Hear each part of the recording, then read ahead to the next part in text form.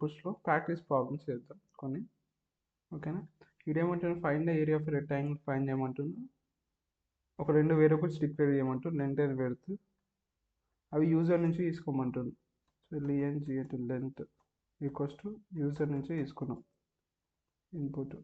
ఎట్లయినా మనం ఇట్లా డిక్లేర్ చేయకపోతే ఇంటని అది తీసుకున్న ఇన్పుట్ ఏముంటుంది అంటే స్ట్రింగ్ తీసుకుంటారు డిఫాల్ట్గా. సో ఇంటిజర్ అని డిక్లేర్ చేయాలి మనం. Width equals to into input పెట్టేసేసి ఓకే డన్. లెంత్ పెడితే అయిపోయింది. కాబట్టి ఏమంటున్నా ఏరియా క్యాలిక్యులేట్ చేయమన్నా. Area equals to length into width అయిపోయి చేసేసినాం. తర్వాత దాన్ని ప్రింట్ చేయమంటాడు. ప్రింట్ ఎట్లా ప్రింట్ చేయమంటున్నాడు?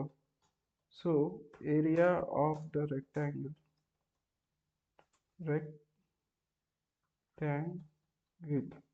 ఈసారి పెట్టేసి ఇట్లా పెట్టి కామా పెట్టు ఏరియా అని పెట్టేద్దాం. సబ్మిట్ అవుతుంది. చిన్న క్వశ్చన్ మ్యాథ్స్ యూజర్ ఇన్పుట్ జరిగిన ఇంతకుముందు క్లాస్లో అదే అనమాట. సింపుల్. కామా పెట్టినాక నేను మళ్ళీ స్పేస్ ఇచ్చే అవసరం లేదు. ఆటోమేటిక్ కోర్స్లో కామా అయితే ఆటోమేటిక్ స్పేస్ ఇస్తుంది అనమాట ప్రింట్ స్టేట్మెంట్లో. ఇదేమంటాను క్యూబ్ సైడ్ స్క్వేర్స్ అంటే print write program accept user input and assign variable to a declare 2 variables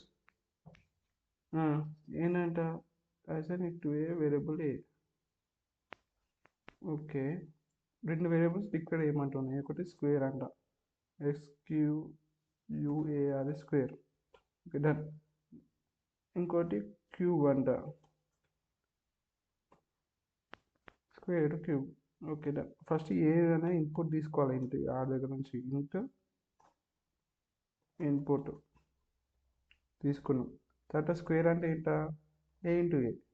cube అంటే ఏంటది 3 సార్లు మల్టిప్లికేషన్ ఏ ఇంటూ ఏ.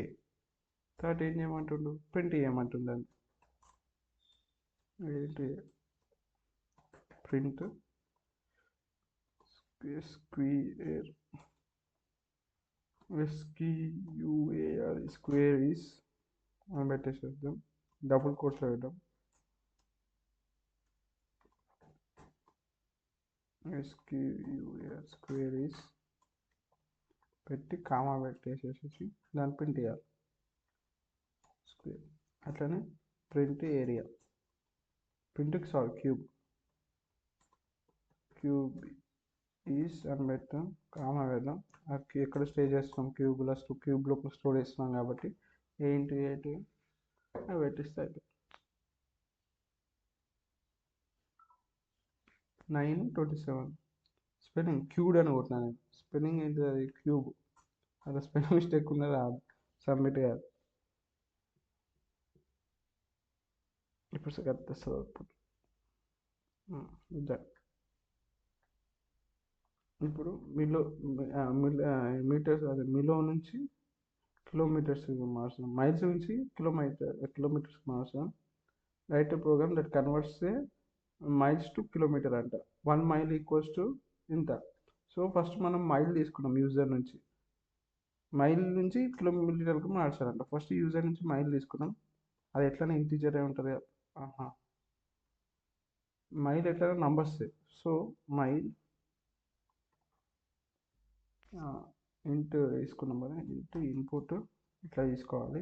తర్వాత ఎన్ని అంటుండు కేఎం అని ఇంకోటి తీసుకోండి. 1 మైల్ ఈక్వల్స్ టు ఇంత. సో ఎట్లా మల్టిప్లికేషన్ చేస్తావు మైల్ ఇంటూ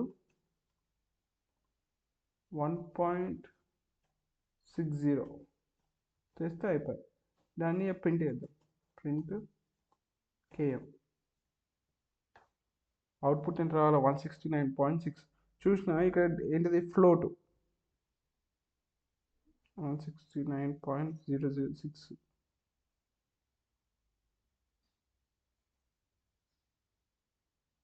డన్. సో ఇది చూడు నేను మైల్ ఎట్లా తీసుకున్నా ఇంటీజర్లో వేసుకున్నా. కిలోమీటర్ ఎట్లా మారుతుంది డబుల్లో తీసుకున్నా. సో ఇది ఏంటిది పైథాన్ ఆటోమేటిక్గా దాని డాటా టైప్ అని కన్వర్ట్ చేసింది. దీన్ని ఏం కన్వర్షన్ అంటారు కామెంట్ చేసి చెప్పారు 4 minutes 50 seconds. సో పైథాన్ ఆటోమేటిక్గా దాన్ని కన్వర్ట్ చేస్తే దాన్ని ఇంప్లిసిట్ కన్వర్షన్ అంటారు. ఇంప్లిసిట్ టైప్ కన్వర్షన్ ఇక్కడ జరిగింది ఇంప్లిసిట్ టైప్ కన్వర్షన్. ఇది దీంట్లో లేదు కానీ నేను చెప్తున్నా టాపిక్ ఇట్లా ఎట్లా జరిగింది. ఇంతకుముందు వీడియోస్ ఆల్రెడీ చెప్పిన అది. సో మనం ఏం చేయబోతున్నాం, ఇలా రైట్ ప్రోగ్రామ్ మల్టిప్లికేషన్ టేబుల్ని ప్రింట్ చేయాలి. ఏ నెంబర్ ఇస్తే అది మల్టిప్లికేషన్ టేబుల్ ప్రింట్ అవుతుంది. సో అది ఏం చేద్దాం, అది ఎట్లయినా నంబర్లు మల్టిప్లికేషన్ ఇట్లానే ఉంటాయి కదా, ఇంటూ ఇన్పుట్ ఈ డాషెస్ ఫిల్ చేస్తాం. ఆ 6 వరకు చేసిండు, మనం కంప్లీట్ చేద్దాం.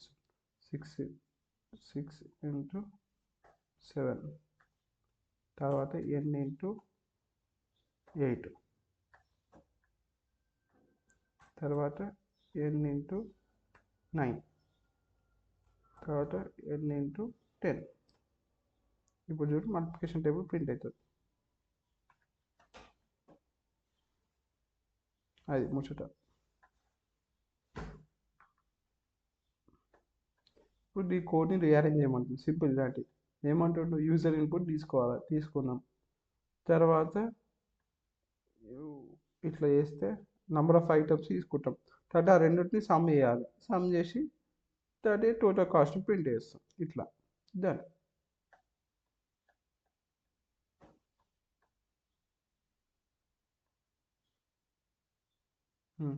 Write a program that takes 3 strings inputs from the user, a name, a verb, and a place.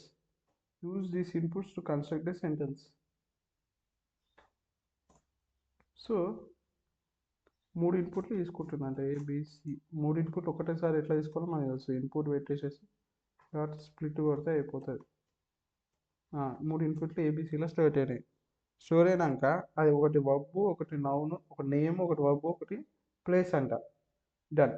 ఇప్పుడు దీన్ని ఏం చేయాలా, use this inputs to construct a sentence. ఒక సెంటెన్స్ రన్ చేయాలి. ఎట్లయినా ఫస్ట్ నేమ్ వస్తుంది, తర్వాత వర్బ్ వస్తుంది, తర్వాత ప్లేస్ వస్తుంది. ఇగో ఈ సెంటెన్స్ ఇచ్చినారు, అందుకే మనం ప్రింట్ చేద్దాం దీన్ని. Verb is place. సో వీడు చూడు నేమ్ ఇచ్చిండు, ఈ నేమ్ ఎలాస్, వర్బ్ డాన్సింగ్, ప్లేస్ అనేది పార్క్. దాని మీద ఇక్కడ ఈస్ ఇచ్చింది క్రింద. సో వాటిని ప్రింట్ చేద్దాం. ప్రింట్ ఏ ప్లస్ డబుల్ కాలన్ పెట్టేసి ఈజ్ పెట్టాం, స్పేస్ పెట్టేద్దాం, ప్లస్ బి డబుల్ కాలన్ పెట్టి ఇందా తర్వాత ప్లస్ సి. ట్రై చేసిన చూద్దాం, నేను ఇట్లనే అనుకుంటున్నా. ఎందుకంటే 3 ఇన్పుట్స్ తీసుకున్నాం, వాటిని ప్రింట్ చేసిన. ఇక్కడ ప్లస్ రావాలి.